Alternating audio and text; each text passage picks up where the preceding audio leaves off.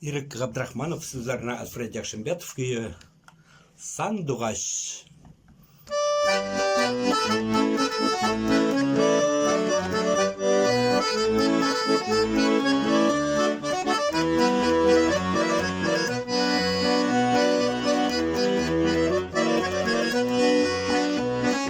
Salgın şişmelerden sular içip rahatlanıp ana bağıngaş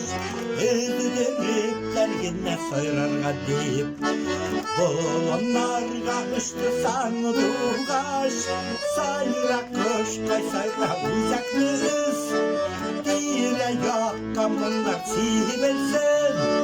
Varta bigat bunga susagan bir Canlarımız bunga kumulsun Sayra koşkay sayra uzaklı üz Dire yakamınlar sibelsen Varta bigat bunga susagan bir Canlarımız bunga kumulsun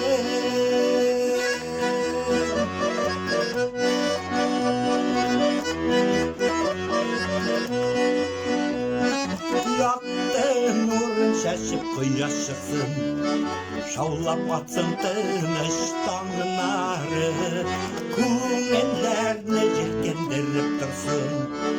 Sandugaş'ın nazlı mumları Sayra koşkay sayra uzaklı öz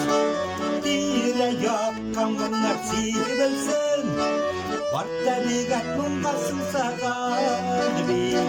Canlarımız bunga kumulsun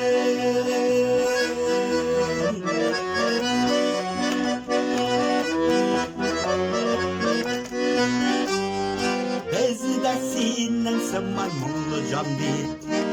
Jır-jırlıyız kungel bayı bulgaş Var cihanga nazlı bunlar sidip Eyde birge sayrık sandugaş Sayra koşkay sayra uzaklı üz Dire yakamınlar sibelsin Varta bigat bunga susagan bir Canlarımız bunga kumulsun Sayra koşkay sayra uzaklı üz Dire yakamınlar sibelsin Varta bigat bunga susagan bir Canlarımız bunga kumulsun Varta bigat bunga susagan bir